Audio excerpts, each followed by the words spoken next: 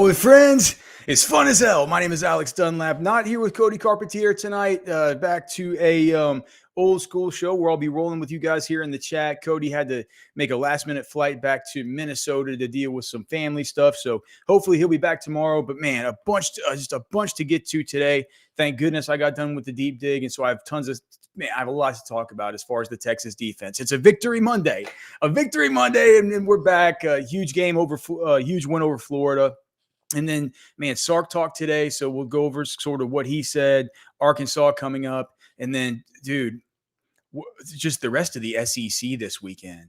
I mean, Alabama and Milroe and just like, the team that they're rounding into form to become here down the stretch and what DeBoer is doing there. It's like, we'll talk about that. But, I mean, Cody and I talked about Alabama on the show on Friday saying, man, doesn't it feel like about time for Milroe to kind of jump back up and establish himself as one of the premier quarterbacks in the SEC and all? Gosh, he did that and more.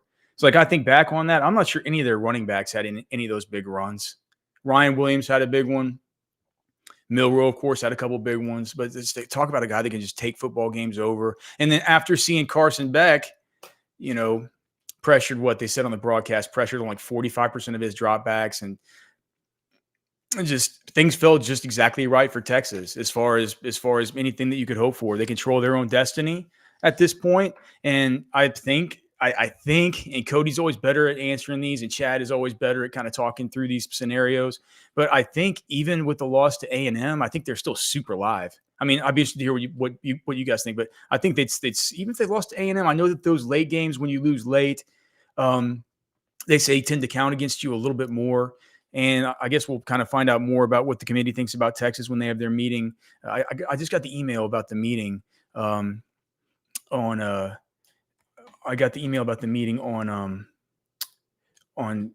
just earlier today. I think that is tomorrow. Yeah, it's tomorrow, I guess, right after they do the ESPN. Is that the ESPN thing tonight or tomorrow? Let's see. SEC. Let's see. Well, this is terrible radio, I know.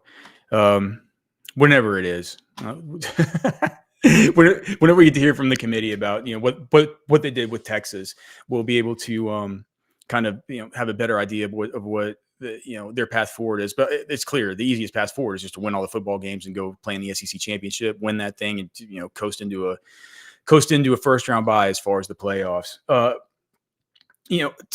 Sark's, I'm going to talk a little bit right now about Sark's press conference to get me into what I want to talk about, and that's Alfred Collins. So Sark started out the press conference today saying he was proud of the team's preparation coming off the bye, said it was fantastic. It was a fantastic first half of football, over 150 yards and 14 points in the first quarter, 21 points and over 200 yards in the second quarter, and they were all playing good complementary football.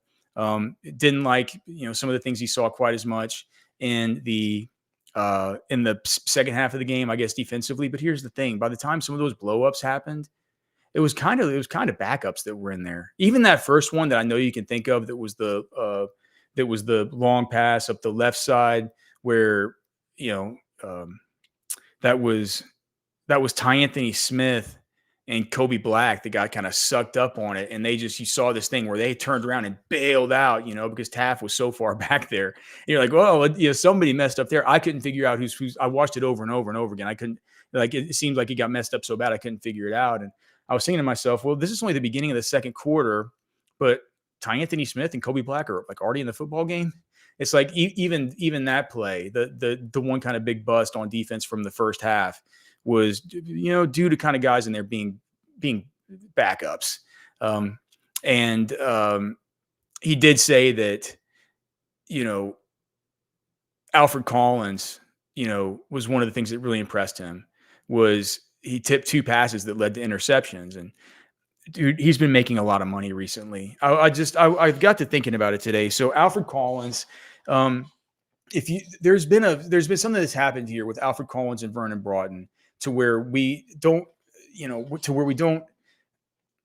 want to say anything bad about Vernon Broughton, but their trend lines as far as their efficiency have gone in completely separate directions. It's like Alfred Collins has been an absolute rocket ship since conference play, whereas Vernon Broughton has, I hate to say it, he hasn't been playing as efficiently. And maybe I can show this.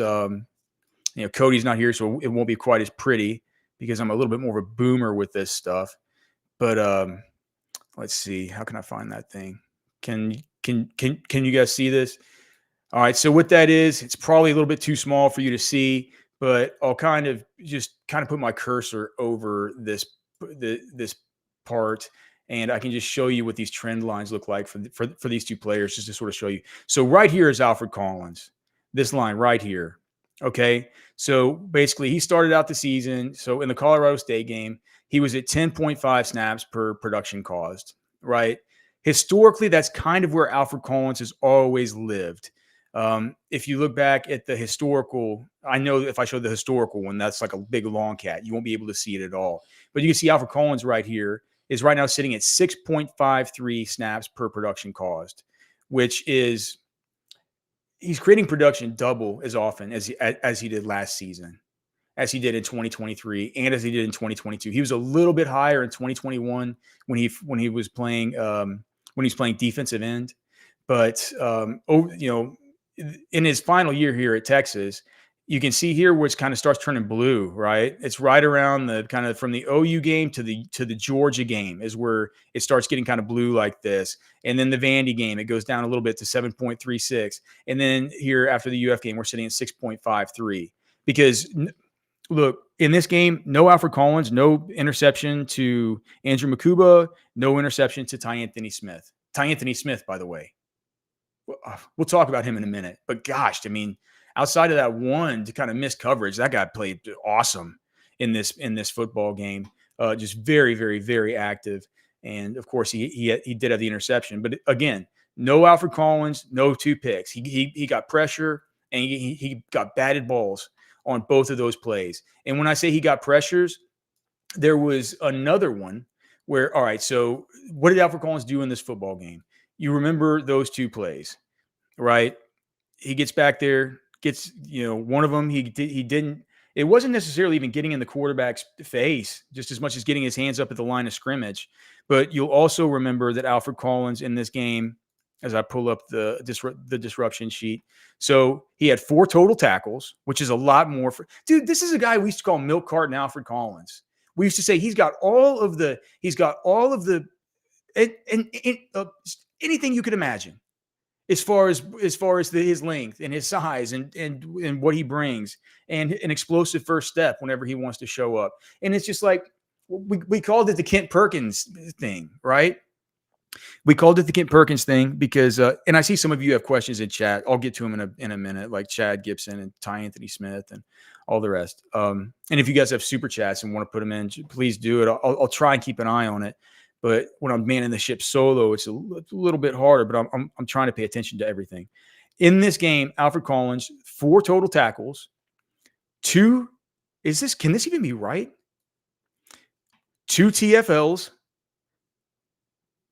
2 batted passes, or no, not 2 TFLs. I'm sorry. 4 total tackles, 2 separate pressures, 2 separate batted passes, and 3 separate run stuffs. That has not been an Alfred Collins game. That is a stat stuffer, combo platter kind of game. That's a Byron Murphy game. That's a Devondre Sweat game, right? That's an Anthill game, or a Colin Simmons game. That's a monster game going up against Florida, and he's been doing he's had these big games. It's been these last 3 weeks, Vandy, Georgia, and Florida. And we always said, is this the Kent Perkins? And if you guys who've been following long enough know what the Kent Perkins is. And Kent Perkins, if you haven't, was a really good Chad Gibson saying, take your time, Alex, no rush. I probably need to take my time, man. I gotta talk to you guys here for the whole show solo. The Kent Perkins thing, he was a right tackle for Texas for the longest time, and he got recruited as like this giant 5-star, right? And he would flash like crazy because he was this mauler in the run game that when he got his hands on, he was totally over, just a pancake machine, all the rest of this stuff. And you said every year, well, this is the year that he breaks out, right? This is the year where he puts it all together. He gets his feet right. He learns his pass set, all this stuff. Oh yeah, it's a new offensive line coach, but like it's gonna be this dude, Stacy Searles, or this dude. I don't even remember what the various coaches were that came through during the time Kent Perkins was here, but it was a spot where we would say to ourselves, okay, this is finally the year, and it was just never the year, and he was always bad. And I hate to say it, but Alfred Collins he hasn't been good. I won't say he's been bad. NFL scouts have had their eye on him, but even dude, at the beginning of this year, I had people telling me, dude, man, Vernon Broughton's playing better than Alfred Collins right now, and he was to start the season. But Alfred Collins, as of now, it's the thing with Kent Perkins was we got to year 5 and we finally had to. I was writing the deep dig, and I was like, we finally have to come to the conclusion that it's not going to happen. It's not going to happen with Kent Perkins. He's not going to be good. We want him to be good. We want it so desperately. He's such a wrecker, mauler, a road grader. We wanted to be Gabe Jackson. He's just never going to be. It's over. It's done. We're calling it. Right. And that's how it ended with Kent Perkins. I was ready to Kent Perkins, Alfred Collins to a certain degree. I knew that at least Alfred Collins is going to get, dude, Alfred Collins is going to the Senior Bowl. He's going to, he was always going to, even if he kept being his inconsistent self. Right. Because an NFL team will see him and they'll see his length and his size. And oh God, he weighs 330 pounds and look at his arms, 84-inch wingspan or whatever it is. And they'll just say, I've seen the first step. I've seen the plays that he's made. I've seen the spring game where he jumps up in the air and, catches a football and runs it back for a pick six. And like, these are athletic feats I've seen from Alfred Collins. And so we'll take a flyer on him or whatever. We'll take him in the 4th round, day 3 pick, and we'll see what our D-line coach can do with him. Right. Well, I'm telling you now, the way he's playing right now, if he can keep up this level of efficiency, let me show you this. If you look at, you're not going to be able to see this sheet very well. Again, oh God, you can't see it at all. But just I'll just tell you, that's like 250 names, and Alfred Collins' name now appears right here, as far as players since 2015, as far as their efficiency on defense. He's above guys like, can I do this? Oh, look at that, dude. Look, I'm not quite the boomer Cody always says. So Colin Simmons is still sitting right up at the very top because what you might not have realized in this game is that Colin Simmons actually played awesome. What you might not have realized in this game is that Anthony Hill, he played awesome. Leon Galafau didn't really play as awesome, and he still has a big safety that's kind of buoying his here, but Leon Galafau, pretty productive here. And then you have Alfred Collins. He's sitting here above like legit NFL players. Deshaun Elliott, Moro Ajomo with the Eagles, right? I guess Brecken Hager's not an NFL player, but just a good efficient player at Texas. Jalen Ford, NFL player. Chris Brown, NFL practice squad. Malik Jefferson, NFL. Keandre Coburn in his second, in his and he's playing better than Keandre Coburn played in his final season. So Alfred Collins at this point, right? And look, I mean, this list is not a short list. This list goes a long way. And you look here on the side at where he is sitting at production caused once every 6.53 snaps, right? Just look down at, I mean, this thing goes a long way. And you get down to this like area of like the 8s and the 9s, and this kind of the 8s and the 9s. It's like if the defense can live in this area, the defense is playing well, right? And you can see that like these guys are playing, relatively well. You start getting these 11s and stuff. Probably this area right around, after the Manny Muhammad area, you get to this spot where you start getting to the guys that are kind of, sub replacement level as far as their efficiency over the course of the season. And just remember, Alfred Collins is now sitting at 6.53.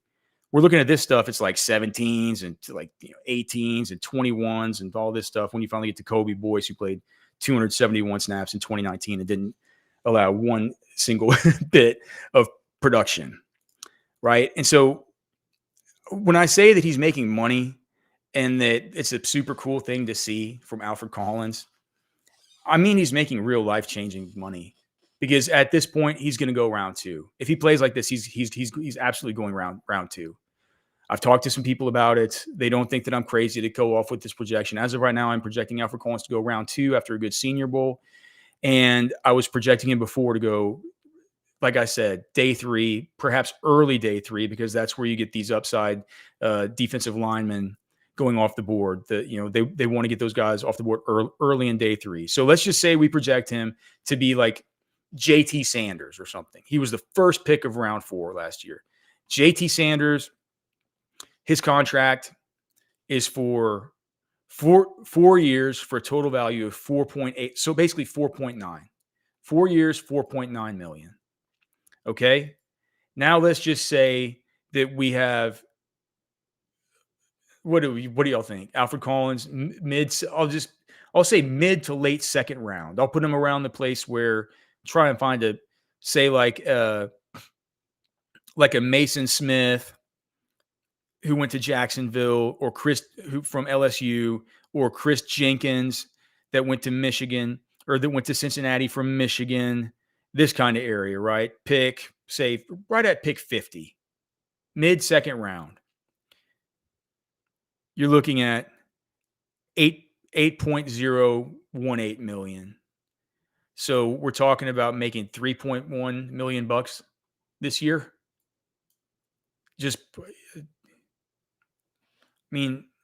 I don't know about you. That's life-changing money for me. I mean, for these guys in the NFL, they want their big contracts, their big, 4-year, the premier players. You get a little bit of speed blind by how much $3.1 million is when you just hear people getting, their 4-year, $80 million deals and stuff. And that's always what you hope for, is but who knows? And it's like Sark always says too. This goes back to the point that Cody and I always talk about whenever Sark loves talking about Gunnar Helm and Alfred Collins, and last year, Tavondre Sweat and Jalen Ford, and the dudes that come back and just come back and get developed, and they're backups. And then they get put into starting roles once they actually are developed and they know the system, and there's been stability with coordinators, and they haven't been jerked around with different ideologies and technique practices and all the rest.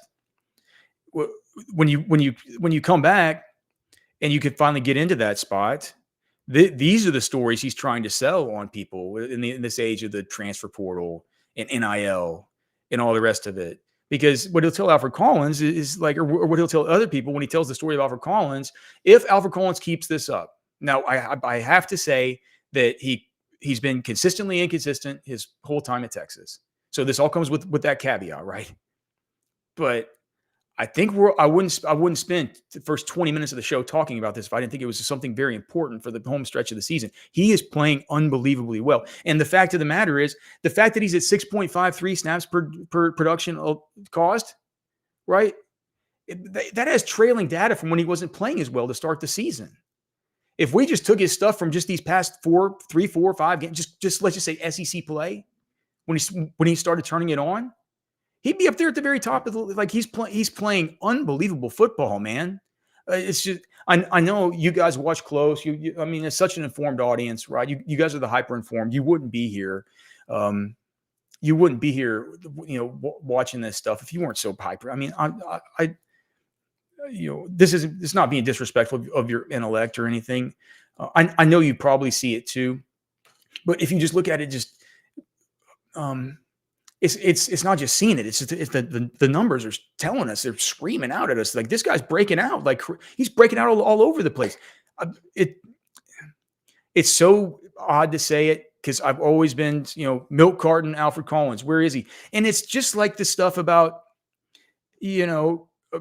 coaches are always hardest on it's like when your coach says, "Hey, look, man, listen, like, whenever I stop yelling at you and I stop chewing your, out, that's when you need to worry, because that's when I don't care. That's when that's when I call it on Kent Perkins. All right. I don't care anymore. And I've been hard on Alfred Collins because I'd seen so much in him. I'd seen so much potential. We all had. And I'm just telling you, it's nice to just see it in passing and watch the game in real time. But as we can just break it down by the numbers and by the actual data and look at it in a historical context versus these other players that have been here at Texas before, you see it's really something else. And I hope he can keep it up because it would be amazing for him. It'd be a great story for the program. It would be another thing that Sark could point to. It would help with retention of guys. Say like, hey, dude, look at Alfred, look at Gunner, look at Tavondre, look at Jalen, look at all these guys. Look at Christian Jones.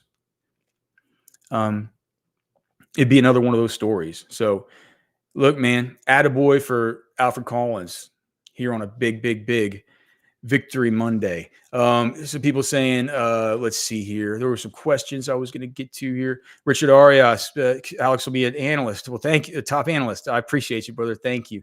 Let's grab our calculators, JD. So let me get my magnifying glass. Yeah. Oh, dude. So Red Pony Tavern saying that Trey Moore was insane on Saturday. Dude, I dare you to go back and watch the first series of that game and tell me that Trey Moore's not good. He had 2 TFLs on the first defensive series, guys. What did he do just on the whole game? So Trey Moore, on the whole game, he had his first sack. I was so worried whenever he got that first sack. I go, did Warner get past the line of scrimmage? I was a little bit worried that he kind of got him, and then Warner's kind of tried to chug forward a little bit, and I was worried because whenever the head linesman comes in, he's running right down it. He's running right down the line of scrimmage, and you see it's right on the kind of that blue on the or whatever. I'm colorblind, so it's hard for me to tell, but the blue or green line, whatever it is, that not the one that shows the first down. I know that's yellow, but whichever one shows the actual line of scrimmage, and he's running right down it, right? It's like, oh man, is this something where he's going to gain like an inch and he's going to get a sack? But I guess it technically counted as a sack. I was going to count it as a sack either way, man. It was time for him to get off the schneid. But yeah, dude, the sack, the 2 TFLs, and he also had another fumble recovery. Dude, that guy's been Johnny on the spot, dude. He's been actually good. If we're, I know if we're only looking at the sack numbers and stuff, it's probably feel a little bit disappointing. If you wanted 14 sacks, I think the realistic expectation right now it would be, I kind of think this is a kind of break the seal moment for Trey Moore, though. I think this whole defense. I mean, did you guys not feel like this defense? It felt like. Yes, there were a couple of plays they'd like to have back, and it was always on these stupid crossing routes, these deep crossing routes. But I felt like the defense I only counted 2 missed tackles in this football game. The run fits were really good. You had young guys coming in and contributing and playing well. The corners not even really getting tested at all. It felt like the game plan was, at least, the first half and through most of the third quarter, pretty flawless to me. And yeah, man, there's a lot of these guys that we're going to hit on, but I just wanted to start out by saying Alfred Collins is officially off the milk carton. He's making money for himself. He might work his way into being a first-round pick. I don't think that that's the most likely outcome, but right now, I am projecting him to be a second-round pick, and I'm projecting you guys to need to get out to Texas beef traders.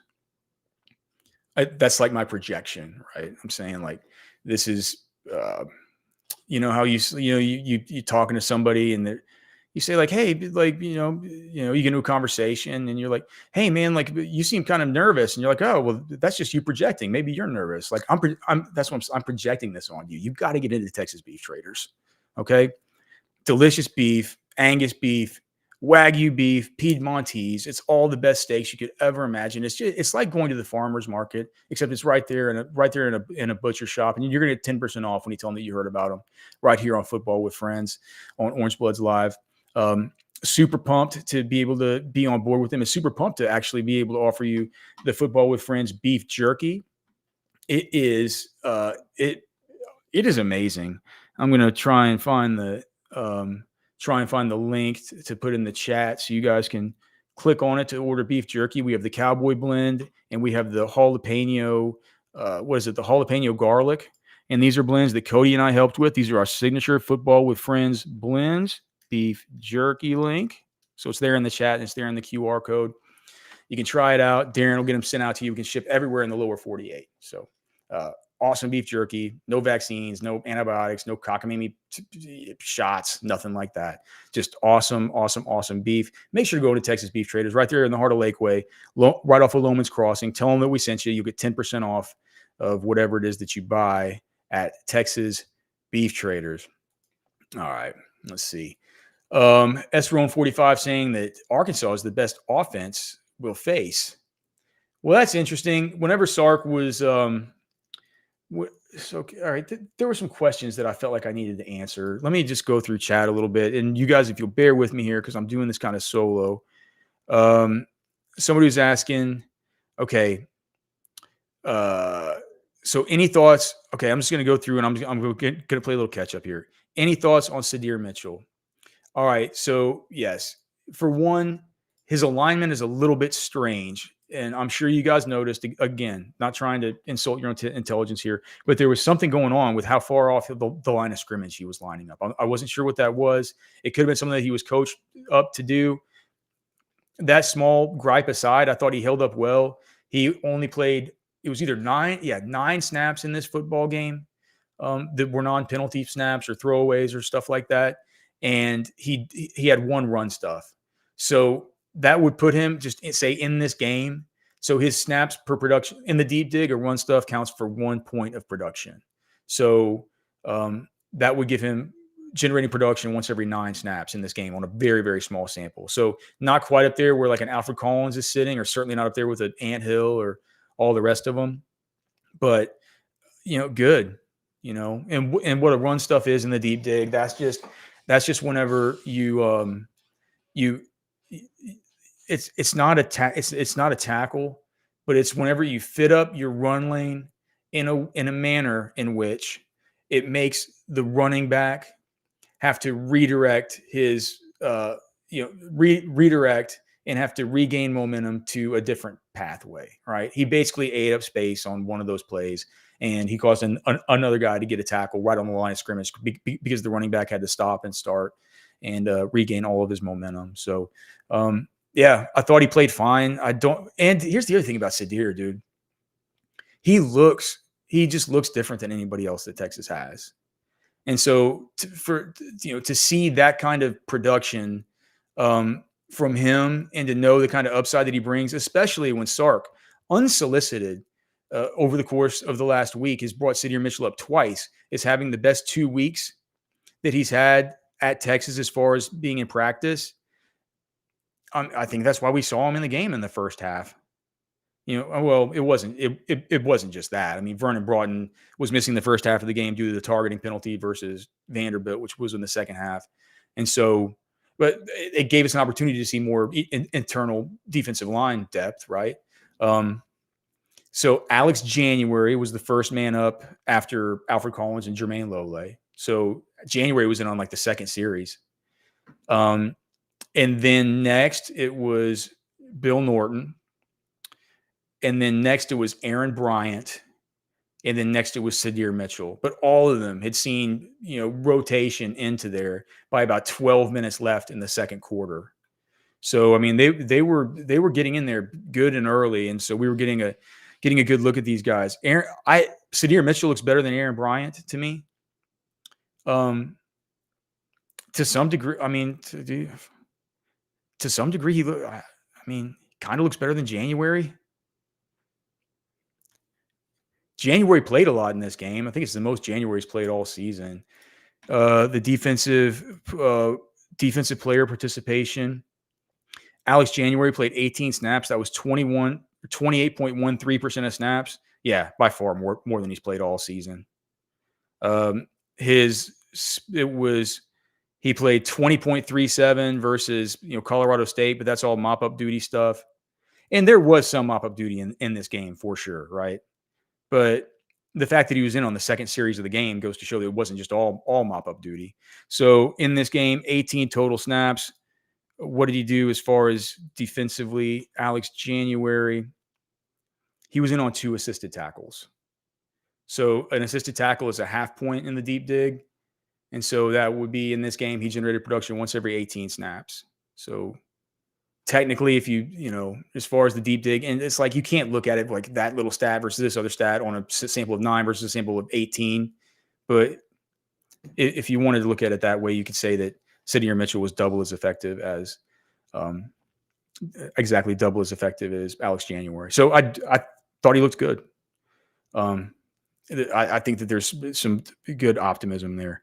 S. Rowan 45 says, like the video. Yes, I always forget to ask. I get so busy talking, man. If you guys could please like the video, subscribe to the channel, we'd really appreciate it. Richard Aria says that Florida was missing a ton of players as well, though. Yeah, dude, for sure. I mean, there's no spot the lie. It's totally true. Texas is. But here's I'm sick of. Texas is the number 3 team in the whole land, dude. Texas controls its own destiny in the SEC. They're top in the SEC. People are gonna say, but their schedule is like not been as good as the rest, and they don't have a top. I mean, as of right now, I don't think they have a top 25 win as far as current teams. But I'm just like I'm tired of hearing it. It's like all right, go cry. That's how things run. Like that's the run out sometimes. I mean. Did Texas know before this season that Oklahoma was going to go to complete dust? Michigan, the defending national champs, was just going to be, just awful. Did they not think? I mean, Texas is playing an SEC schedule, dude. Like they're playing these SEC teams. Any of these things can be turned into dogfights. Ask Tennessee what it's like going to play Arkansas. You get next thing you know, you're in a dogfight with Arkansas, man. They hand you your one loss. Now, knock on wood. I'm not saying that for Texas, but it's the SEC, and who knows? By the end of the season, some of these teams could creep back up into it. So, I get it, but I think that this is just other fan bases being tilted about the fact that they're all, most of them are all sitting at 2 losses now, and Texas controls its own destiny, can run the table, and they're saying, "Oh, but their schedule is too weak." I'm just like, I'm tired of hearing it. Go cry. Let's see. So Richard Arias is asking about we need Auburn to step up. Yeah, I don't know. Yeah, I don't know what's going on with Bird Auburn. I don't know how to really look at these guys, like as far as kickers. I don't know if he's doing something different. There's a weird thing with there's been weird stuff with the punter and the holder and stuff. But that's not a question for me. I'm not sure. Big Cheddar Gibson. How many snaps did Ty Anthony Smith play? Okay, so Ty Anthony Smith played. He played 25 snaps. He played almost 40% of snaps, by far the most he's played all season. He didn't play any versus Vandy, none versus Georgia, 14% versus OU, none versus Mississippi State. Played 21% versus ULM, 17% versus UTSA, 5% versus Michigan, 16% versus Colorado State. And then in this game, wherever he comes in super early, I mean, this dude comes in the 3rd, 4th series. He came in the Ty Anthony Smith came in to start the 4th series. Right there next to Anthony Hill. We're going to see him next to Anthony Hill a lot. Depending on what this team does in the transfer portal with linebackers, he's probably, he's the favorite to start out spring ball, lining up next to Ant Hill. And it's probably not bad. Here's the only, in this, do you know what Ty Anthony Smith did in this game? I mean, so what I say, 25 snaps, 26 snaps, something like that, almost 40% of snaps. This dude went Did he have 5? He had 5 tackles and a pick? What? Ty Anthony Smith. I mean, that's a super active game. 5 tackles and a pick. What did I say? 25 snaps. I need to get that back. Do the math on what the snaps per production would be there for him, but it would so defensive player participation. Yeah, 25 snaps. So 5 tackles. That's 5 points. A pick is another 3. So that's 8. 8 goes into 25, 3.1, 3.125. So generated production once every 3.125 snaps in this football game. Oh, no. But he had a missed tackle. That's the one thing about, so once every, more like once every, just under 3.6 or something, 3.6. But the thing about Ty Anthony Smith is the missed tackles. He's like when he's played, he misses some tackles. He missed a tackle in this one, and then over the course of the season, I believe he's missed another one. No, gosh, he's missed 3 tackles. He's missed a tackle once every 23.33 snaps. That is the highest rate on the team. Snaps per missed tackle so far this season. Ty Anthony Smith, once every 23.33, leads the team. In second place is Tioloali'i Savea, once every 36 snaps. Ethan Burke is in third place at once every 36.4 snaps. Maurice Blackwell is in fourth place, once every 46 snaps. Andrew Makuba is in fifth place, once every 52.66 snaps. Of the guys who've played a giant number of snaps on the other side of this, you have Trey Moore that hasn't missed a tackle on 320 snaps. Jermaine Lole hasn't missed a tackle on 240 snaps. Bill Norton has not missed a tackle on 119 snaps. And then the guys who've missed 1 tackle, we're looking at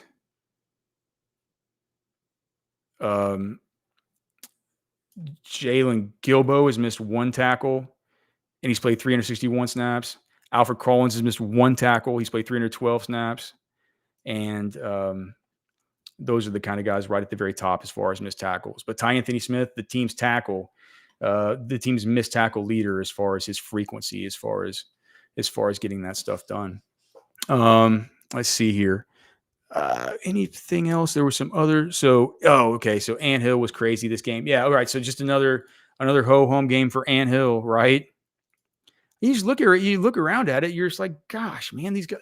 So Ant Hill, all he did, 8, led the team in tackles. He had 8 tackles. He also had all right, 7 tackles, 1 TFL, and a caused fumble. He batted that ball out for Trey Moore. And it's just like another game where it's like, just Ant Hill doing his thing. It's the same thing for Colin Simmons. People act like Colin Simmons has been, and look, I mean, Colin Simmons has been a little bit, he's trended a tiny bit down from where he was to start the season. It's just true. There were the games where he was getting like 5 pressures and a sack and all that. Like it hadn't been quite like that.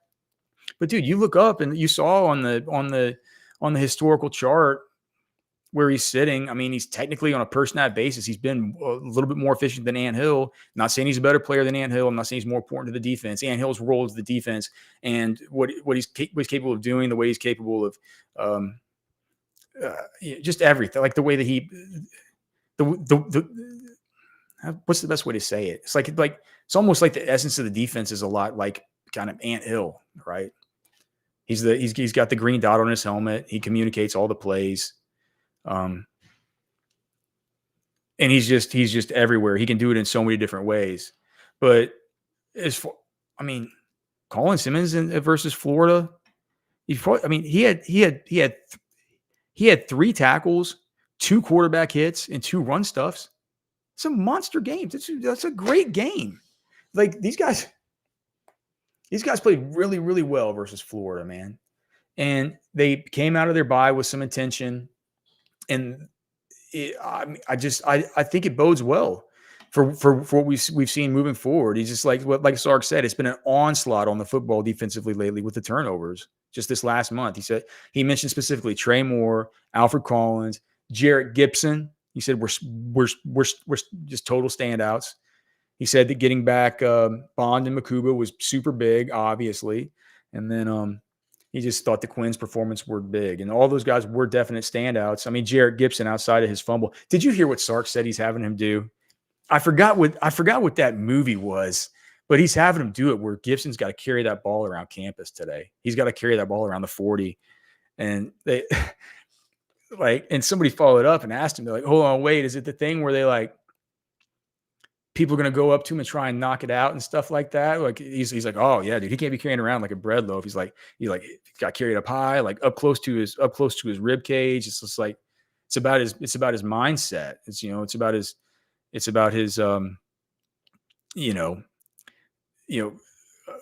his form and keeping that triangle they say from, I forgot what it is, from your wrist to your elbow, and you got to have the 3 points of contact or whatever. And he was just saying that it's, the value of the ball, right? And I love it. I love it when coach, and I've told this story here before, and so you guys bear with me if you've heard it. Been doing the show, it's 2 years, just hanging up, talking with you guys for an hour. But it's like moment I was first starting getting into football. It's like my son is doing it now, right? He's crazy about football. Like as soon as we get done with this, it'll be too dark to throw outside because it's the show. And so we've kind of got this little area in the house that we have marked off to do throws and catches and stuff, right? Like kind of in a big hallway area right outside here. But yeah, he's super into it, right? He's like addicted to it. And I was like that too when I was about his age, 7 years old. And what my dad would always tell me, I'd want to do this stuff where I'm like, let me try the one-handed catches and let me, all this. And my dad would say, son, you don't understand. Like this is football. This game is about the football. He said, you go out there, like when we watch it on TV and stuff, we talk about these players and we talk about, Thurman Thomas, and we talk about, Haywood Jeffries and Warren Moon, and, but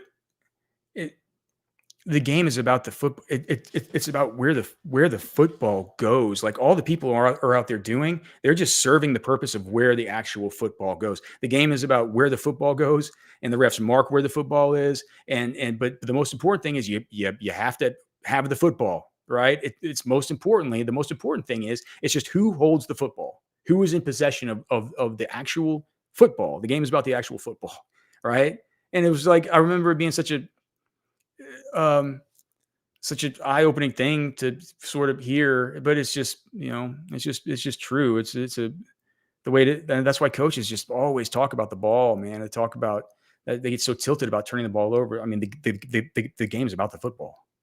And just like, that's what Jarrett Gibson's having to learn this week as he walks around campus with that thing. Look, I would say it's embarrassing, but I'll bet you, dude, the chicks and stuff are going to say, like, why is that dude carrying around a football? I'll bet he's a football player. I'll bet you, come on. It can't be too bad.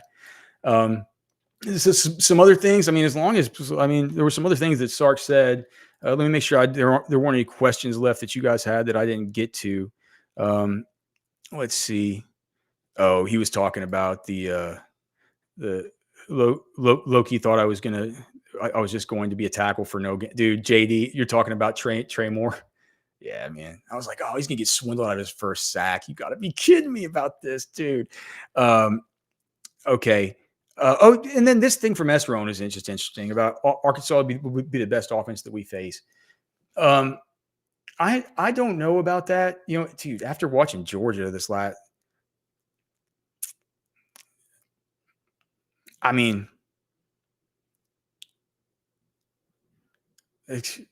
I don't think that's right. I mean, maybe that's right. I don't know.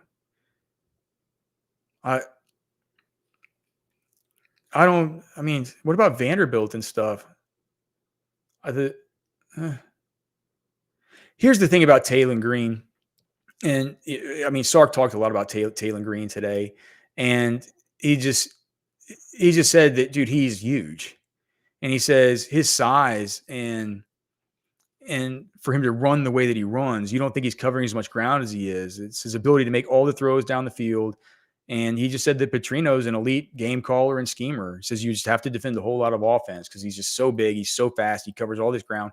And I started thinking to myself, I mean, it's an interesting thought experiment, Roan, because you think, well, Diego Pavia is really tough to defend, but is he as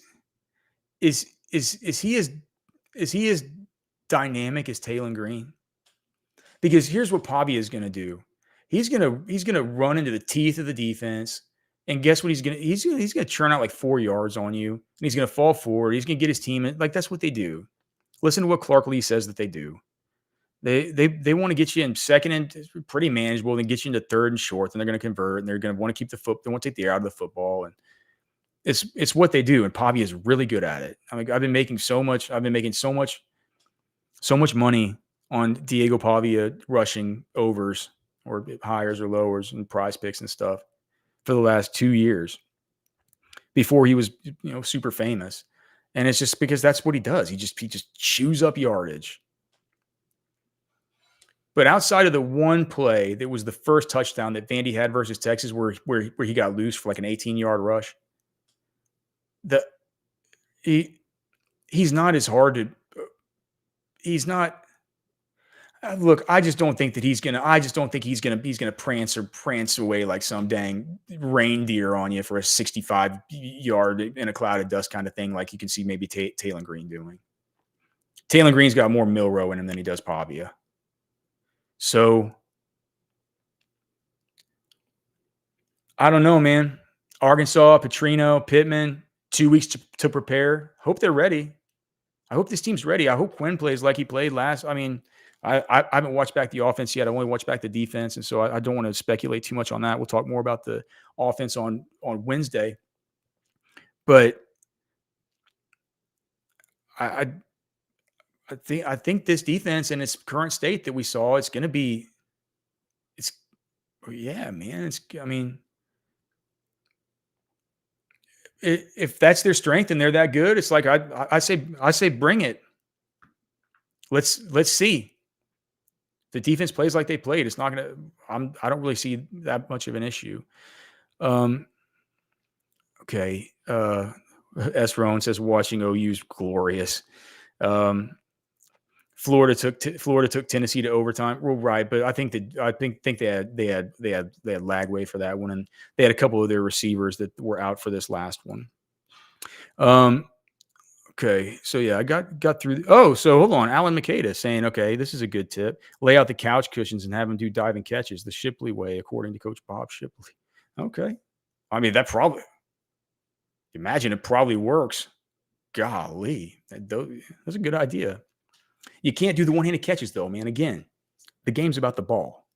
The game's about the ball, man. You can't keep your eye off the prize. Overweight lover.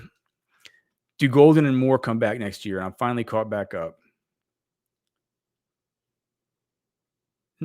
Well, yeah. Well, no, not Golden, but Moore for sure. Right? All right. So, oh gosh, look at this, dude. I haven't even keeping count. Between X and YouTube, we have over 500 of you guys watching live right now, man. I can't thank you enough for being here for sure. Of course, the Specs chat line is brought to you by our friends at Specs. Let's go ahead and hear from them. Specs same-day delivery can save the day with our Specs app or online shopping. From world-class wines to hard-to-find spirits and craft beers to gourmet foods, delicious snacks, and spectacular sweets. It's Specs. Cheers to savings. We also got to hear from our good friends over at Poncho Outdoors. Thank them so much for sponsoring the show. Look at that. Look at that shirt the Colt's wearing. Speaking of Jackson, I guarantee you Jackson and Jordan Shipley, they wear around these Poncho shirts. Man, my preacher at church was wearing the cleanest poncho shirt I'd ever seen at service on Sunday. It was he just has the one that's just plain white, that plain white Western one. I was like, dude, that is such a sweet looking shirt. That'll be the next one that I buy. But they're just, listen, guys, they're just made so well. I've been wearing around the hoodie all weekend. Now that's getting a little bit cooler, and these shirts, they're like, it's great because you can wear them around right now during the fall. They're great for layering and everything like that, but they're also great in the summertime when it's real hot outside. Super breathable, super awesome. They sit on you really well. They feel real sturdy. The collar and like the like just like little stuff like how the zippers feel and stuff. It's all so high quality. Poncho Outdoors, man. Make sure and go check them out. They're my favorite shirts. They'll be your favorite shirts if you just give them a try one time. My neighbor Mo sent me a photo of him at the Texas game just this last weekend, wearing the 40 acres shirt. I think he got it in like I don't know. It's a cool looking shirt. It's got like the little Longhorns kind of inlaid on it. And he said he was getting mad compliments on it there at the game versus Florida. The victory versus Florida, as we come here together to meet on a victory Monday. Sark After Dark asking when the next cold front is. I don't know. I've been keeping my eye on the radar. It looks like about 10 days out there's some rain coming, but it doesn't seem to be accompanied by any kind of cold. So let's hope we get one soon. It would be very nice, at least, to get some deer moving and all the rest of it. By the way, please email us, fwfemails@gmail.com. If you'd like to ask a question to Cody or me. Again, Cody, hopefully he'll be back tomorrow, but he had some things come up. So that's how life goes sometimes. And I'm super pleased to kind of be here with you guys. I can't tell you how much I appreciate you being here and to continuing to come back to watch our show. It's grown so much and the audience has grown so much. And, it's thanks to you guys. And I know that to our audience that watches later and the growing audience feels like the main portion of the audience watches on the next morning or the next afternoon. If you guys want to interact with the show and can't chat with us live, the best way to do is just email us, fwfemails@gmail.com, and we'll make sure to get back to you there. And if there's stuff you want to talk about on the show, we will do that.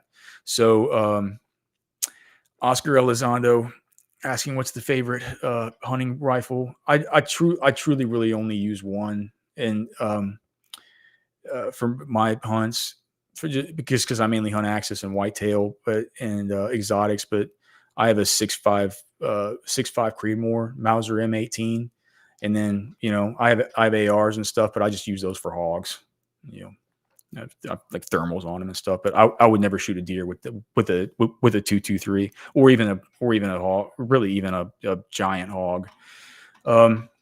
Prize Picks. Okay, sorry. Let me see about Prize Picks. Do we know whether Tyreek Hill's active, right? Do we want to play him with a cast on his? Is he gonna have a cast on his hand or something? They say it's a pain management issue. I think maybe the play here is okay. So here's what we got to do. We got to take the more on Devon Achane. But I don't want it to be on just the rushing. I want to find if there's a rushing plus receiving, and if it's under, if it's under even 90 or something. Can you guys see this on your screen? Okay. Rushing plus receiving yards. Oh, it's not under 90. It's at 101.5. This is versus the Rams. He's going to do this, right? Especially if Tyreek's a little bit banged up. I'm going to do that. Then let's look at. I've liked some. What about the kicking points? The longest reception, Tyreek. What is Waddle for longest reception? Jonnu Smith is 16.5 longest reception. Doesn't that seem a little bit long? A little bit of a high one. Is Jonnu going to really catch one for 16.5? Is Raheem Mostert going to even catch a ball? Maybe so. I don't like that. What about kicking points? Nope. I'm not going to take a 7.5 on that. Targets. Oh, gosh. Isn't Cooper Kupp going to get 9? But Puka at 8 targets. Only 4 last time. Cooper Kupp is good. Well, all right. No, okay. Cooper Kupp's going to get 10. Is he going to get 10 targets? Is Waddle going to get over 6 targets? Gosh. He didn't even get targeted whenever he came back last time. Demarcus Robinson with 3.5. I don't know if I'm going to count on that whenever we got Puka and Cooper Kupp both healthy in this one. How about fantasy score? Kyron's going to go over. All right, so here we go. Kyron's going to go over this number versus Miami. Kyron Williams, more than 17 in PPR for a fantasy score. Devon Achane. Do I want to take the fantasy score on him instead of the yards? I think I do. I'm not going to take the yards with Achane. I'm going to take the fantasy score. I'm taking Kyron and Achane for the fantasy score. I'm just going to put $20 on it. See if I can win a quick 60 here. So that'll be my prize picks for the night. Fade them, tail them, do as you wish. Again, thanks so much to everybody for being here, man. Can't tell you how much we always appreciate it. Please like the show, subscribe to the channel, email us, fwfemails@gmail.com. It's a big victory Monday. Coming back tomorrow for a big victory Tuesday. All we ask is that you come back and hang with us again. All right? Love you guys, man. God bless you all. For Cody, I'm Alex. We're done.